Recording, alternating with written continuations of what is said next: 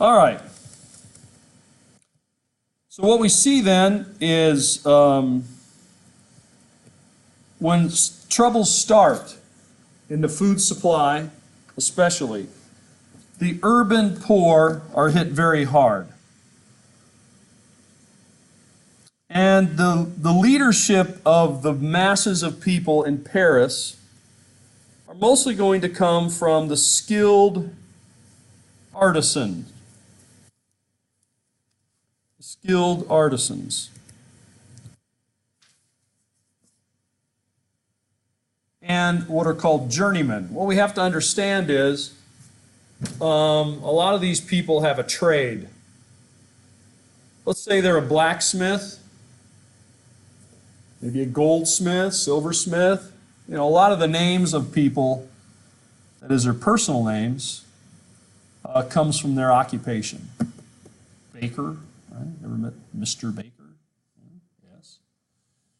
Fuller. Fuller is someone who works with cloth. These are all translated into English, of course.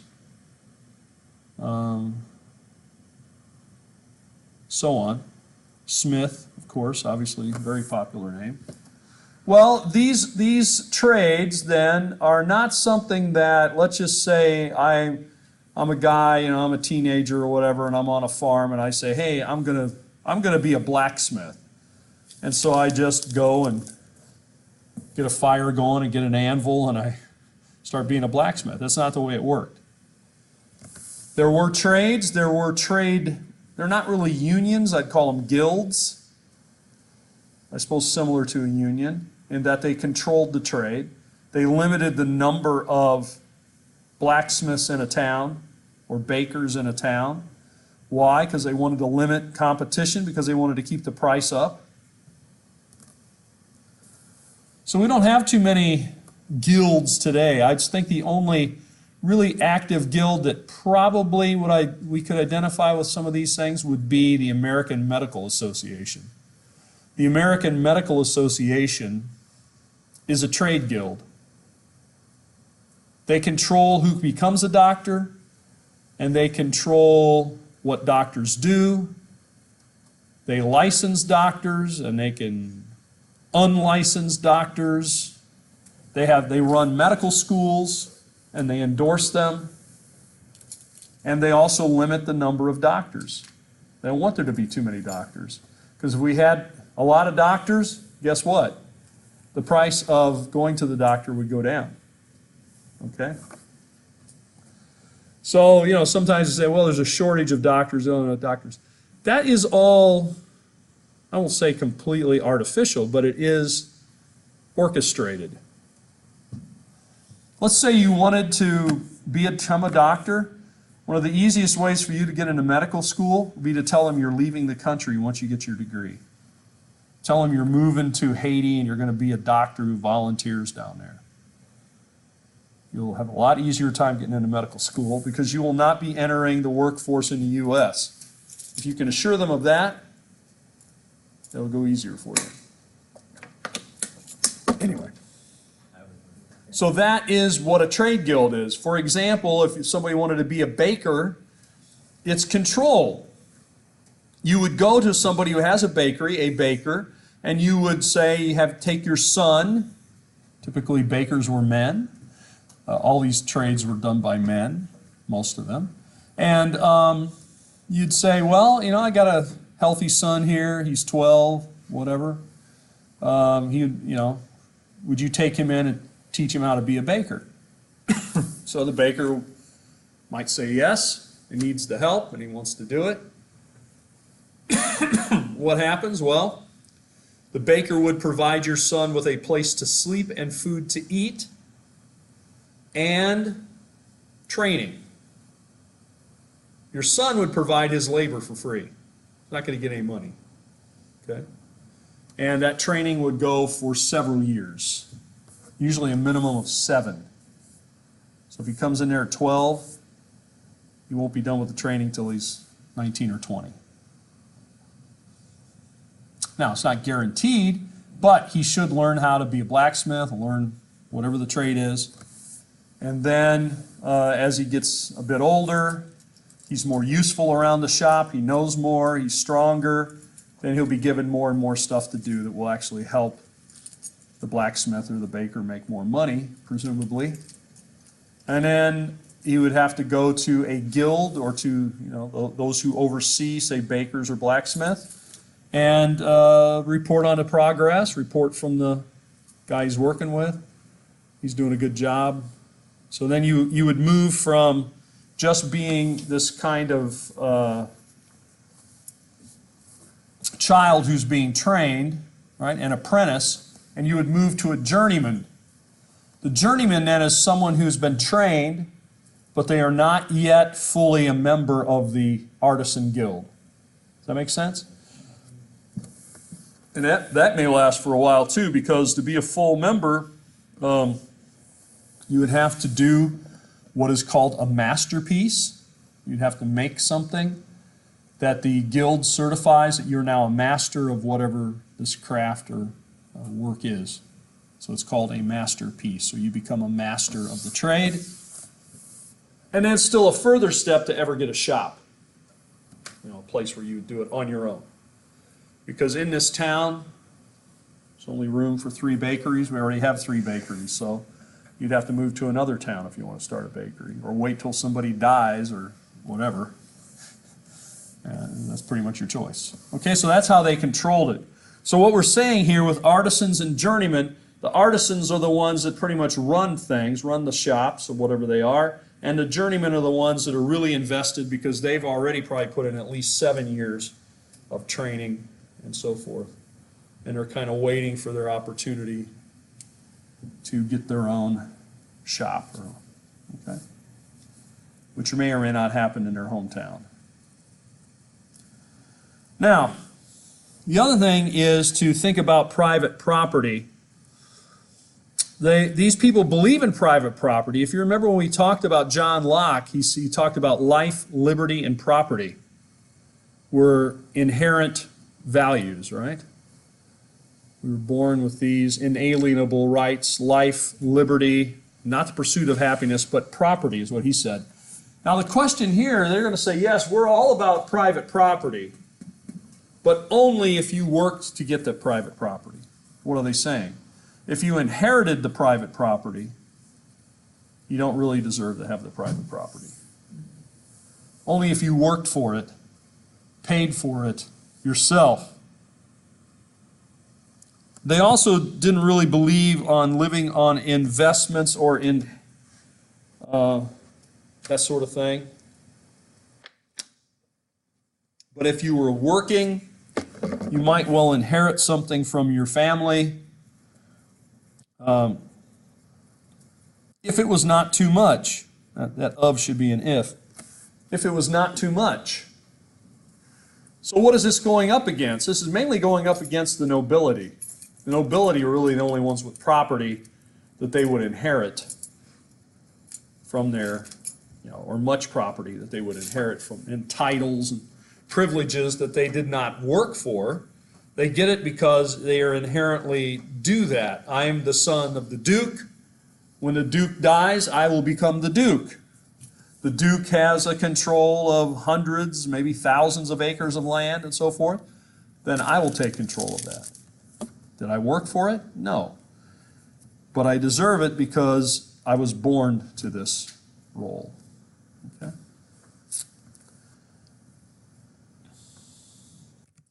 They were also opposed to big business, large companies that, they're more for private, more smaller, I guess what we would call in our day and age mom and pop places. Does anybody know that term? Mom and pop restaurant, mom and pop grocery store. Maybe you never heard of that. Probably because there's almost none of them left anymore. Not too much of that left. Big corporate stuff is what we have. Like a chain, 7-Elevens. You don't have too many little private convenience stores. Convenience stores are usually part of a chain. Gas stations are part of a chain. Grocery stores are part of a chain. You don't have too many private grocery stores anymore. I worked in grocery stores when I was a wee lad. I started working when I was about 8th grade, and I worked for a grocery store. It was owned by a mom and a pop. Stan and Fran Prusinski. Those are really their names. Stan and his wife Fran. Or Fran and her husband Stan, whichever way you want to look at it. That was their name, Stan and Fran. We usually said Stan and Fran because it kind of rhymed. I guess the grocery store was called Stan Fran's. It was not called, well, it was called Stan's. Stan's Grocery. With an apostrophe. Fran wasn't in the title. I think it was all right with her. Fran ran the cash register most of the time.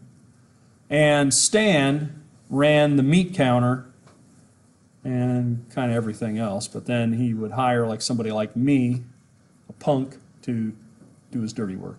So take out the trash, stock the shelves, carry out the groceries. They used to, a lot of people had pop bottles back then. We don't have pop bottles now because everything's throwaway. But they used to have returnable glass bottles for Coca-Cola and stuff. And so people would buy a 6-pack, an 8-pack of that, and then they would have to bring it back to the store to get a refund on the deposit. And then when the guy that came by delivering, he would take all those empty bottles and they'd take them back to the plant and they would wash them all out and then he'd refill them. Yes?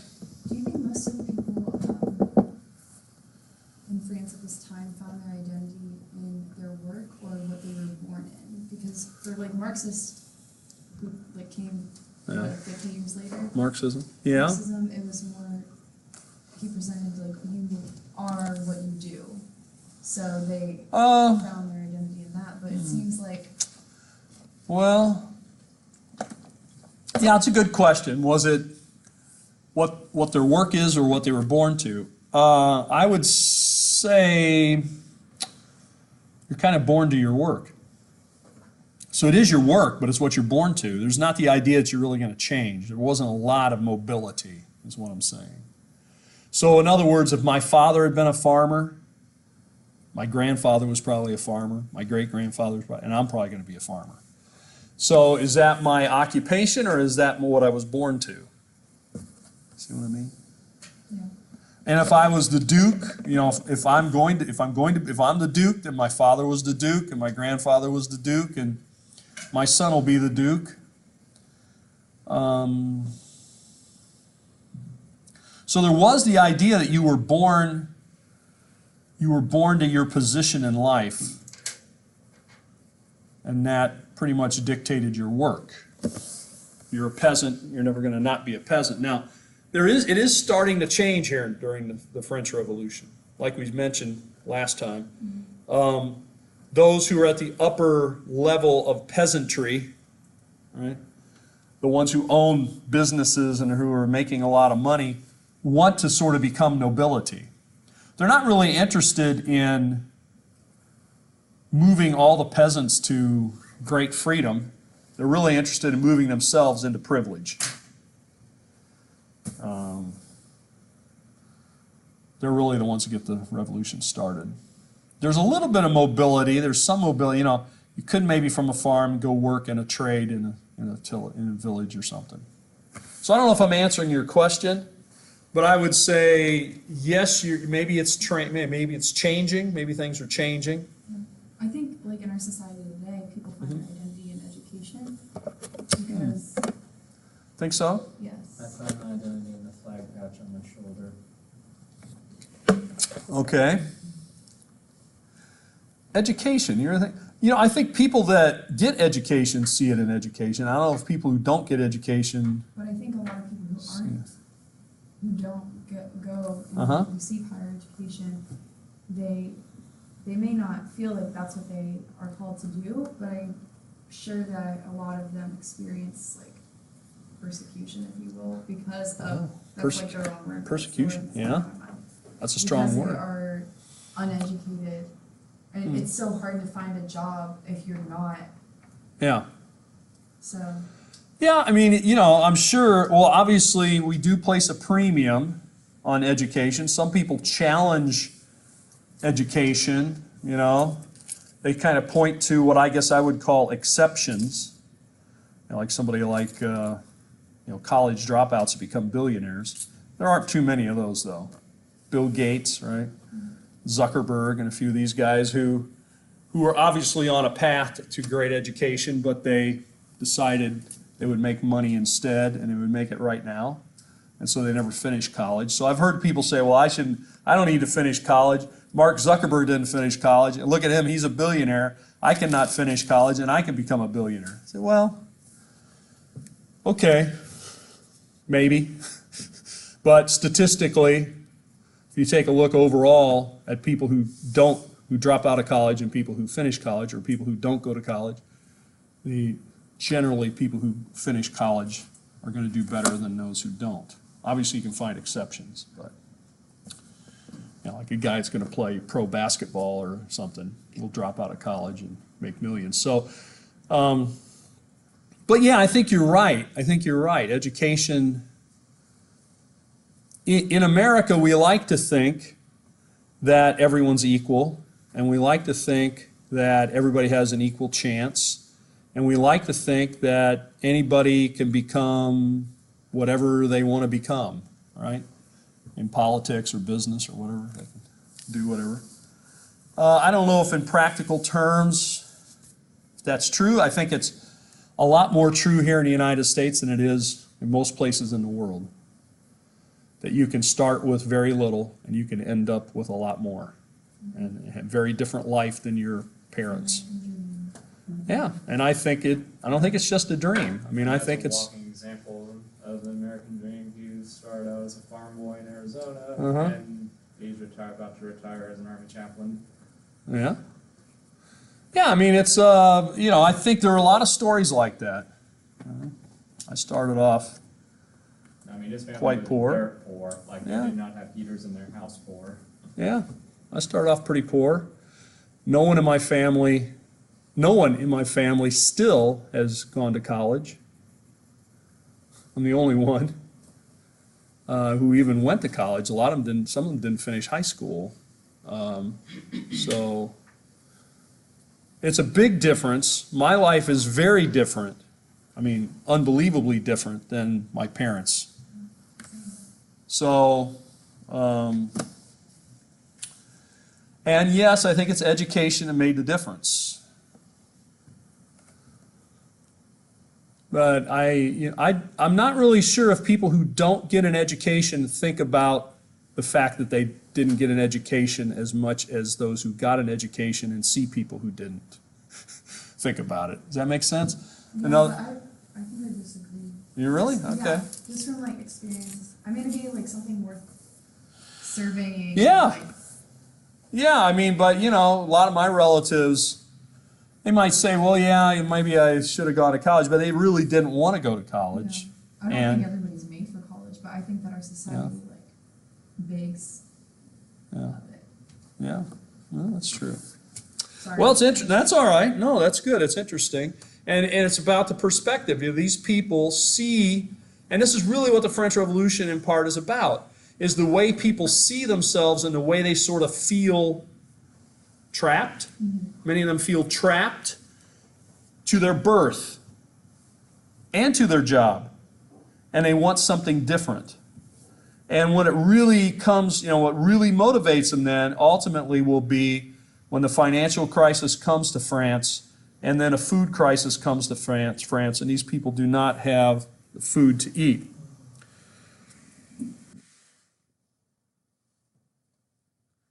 So we see some of this today,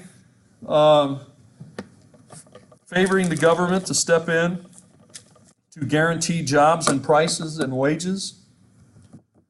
That's not really capitalism, right?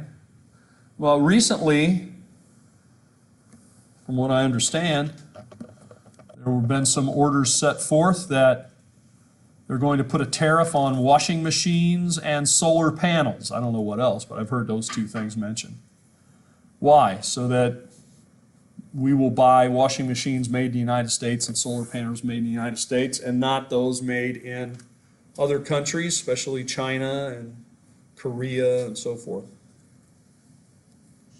China, Some people see that as a China, where they have re-education through labor. yeah. Now, some people see that as a good thing, protecting jobs. But ultimately, it means when you go to buy a washing machine or solar panels, they're going to cost you a lot more money. And so maybe we'll sell less of them. And so ultimately, maybe it doesn't help. See? Maybe what the American companies need to do is find a way to lower their price. They say they can't. Well, peasants, like we've been saying now, have a wide range of wealthy to very poor. Okay, so you can have some quite wealthy peasants and some extremely poor peasants. 75% of them did own a little piece of land. They were not completely landless. But of course, they didn't own enough land to really make a living, in agriculture. It takes, I don't know at this time how much land it would take, but it takes, a good chunk of land to make enough on your own land to feed your family and then sell what's left and pay your bills.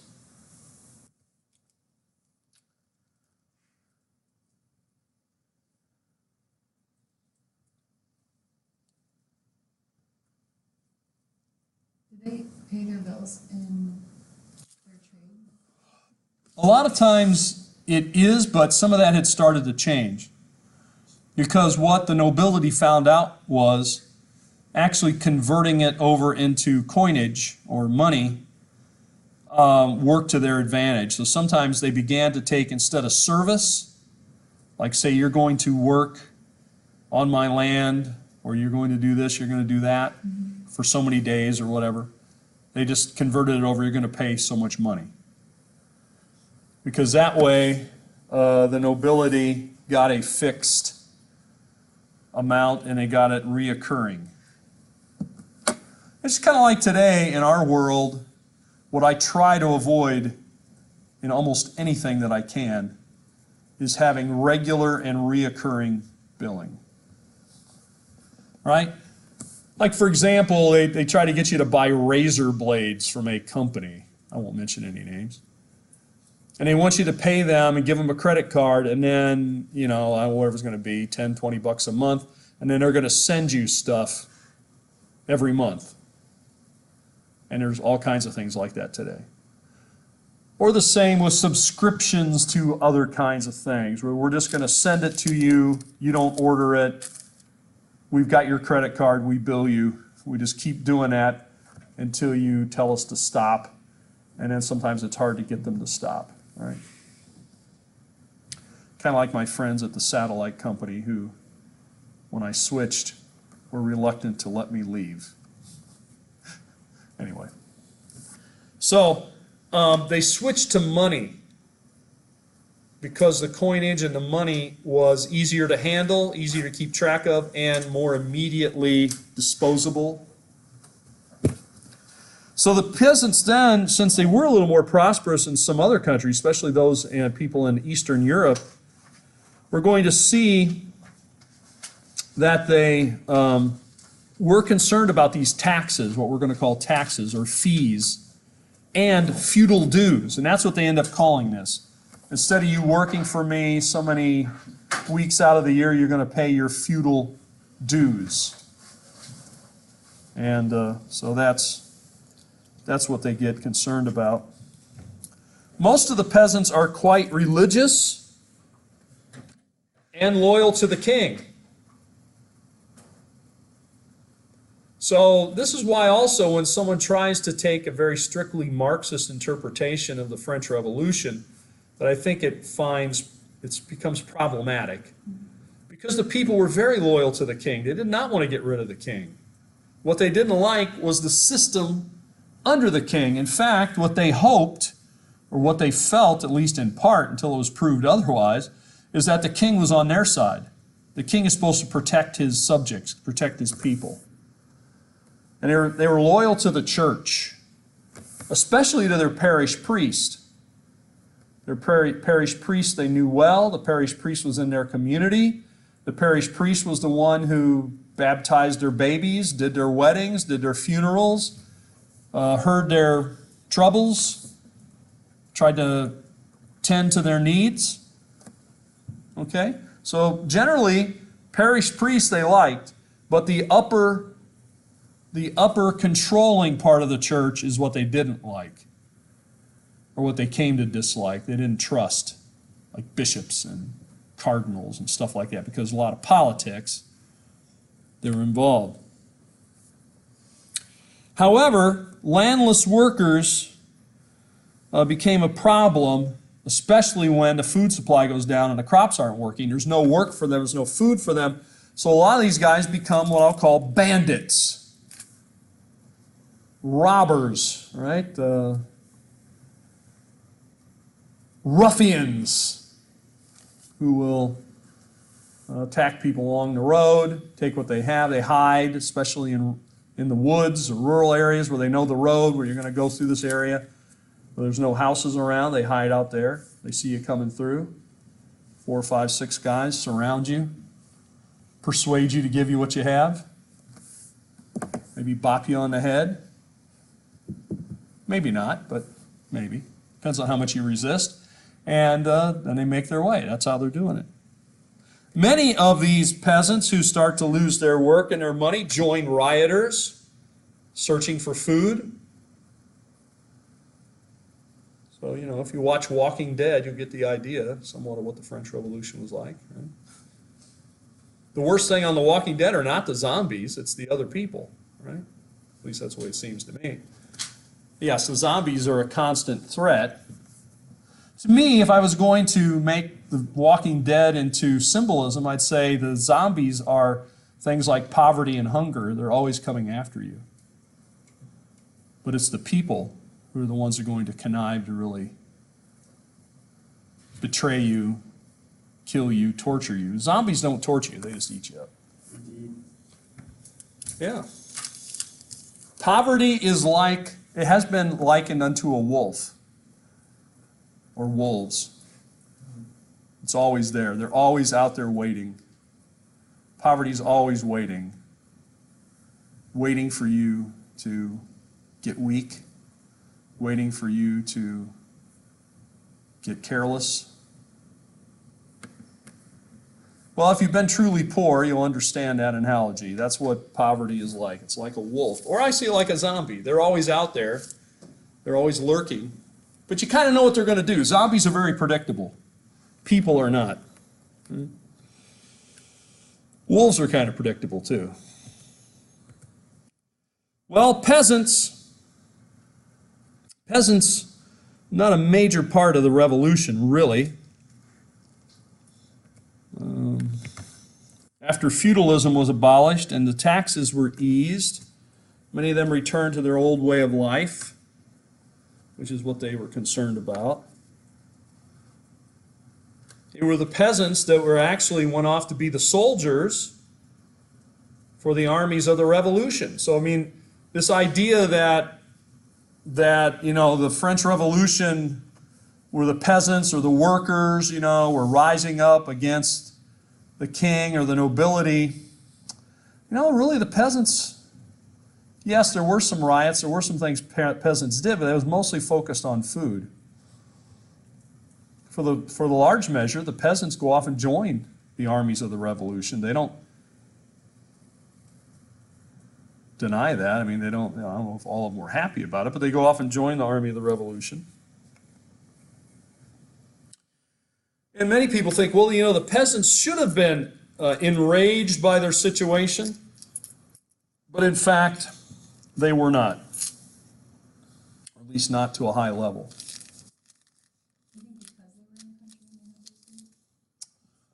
Maybe, and I think also a lot of people are mainly just concerned with their life. You know, they don't have this idea that they're going to change the whole country or change the way things are done. You can kind of get trained that way in life, not to be thinking you're really going to change things, because it's the people who are really trying to change things are usually the ones who take the most heat and who get in the most trouble and who have bad things happen to them. And so you say, you know what? As long as I can eat, as long as my family is safe, You know, if you want to have a revolution, you have to really be willing to take a risk, is what I'm saying. And to really take a risk, to risk everything, like your family and your food and your whatever, your way you live and your livelihood, that is a huge risk. The people who normally risk that kind of thing are people who think they don't have anything to lose, or very little to lose.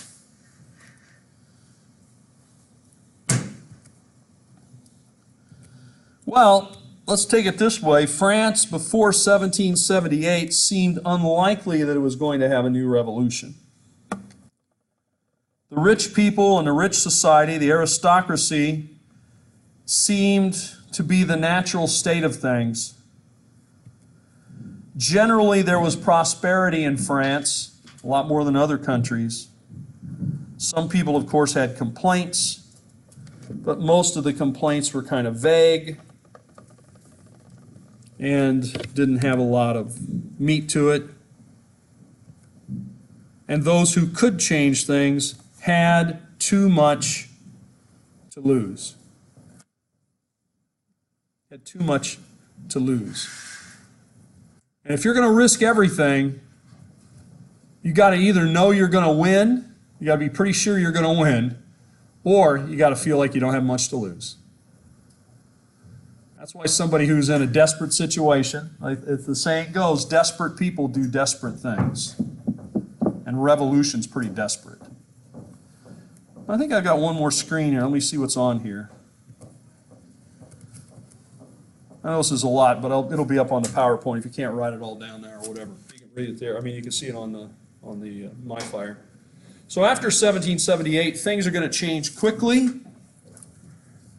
A prolonged economic depression will focus the attentions of the problems with the government.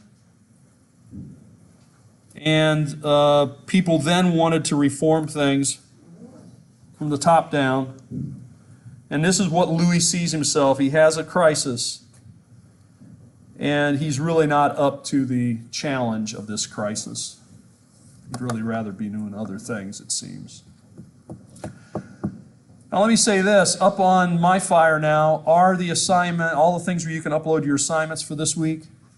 And I'll try to get everything else uploaded over the weekend for the next week and maybe in a couple of weeks. I'm hoping I can get ahead of the game.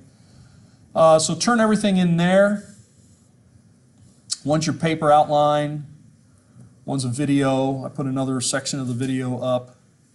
And then, what's the other one? We got, the sources. I put a thing up there about the sources. Basically, what I want you to do is to take a look at the first 15 sources in the book, in that book that you have, and to choose one and to analyze one of the sources. From the Great Regime?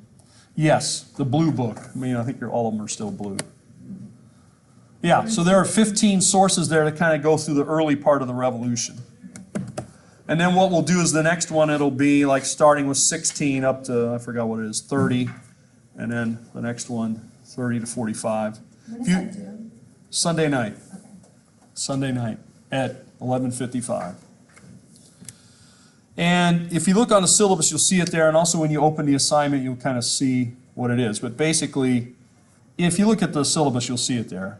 I mean, maybe it wasn't clear. But what I'm wanting you to do is to, supposedly you've been reading those things, so choose one. Okay. Choose one of the 15 that interests you, and then take a look at it, summarize it, see how it affects the revolution, and that sort of thing. Any other questions? All right, well, I hope to see you Friday at the table and at the party for the pizza.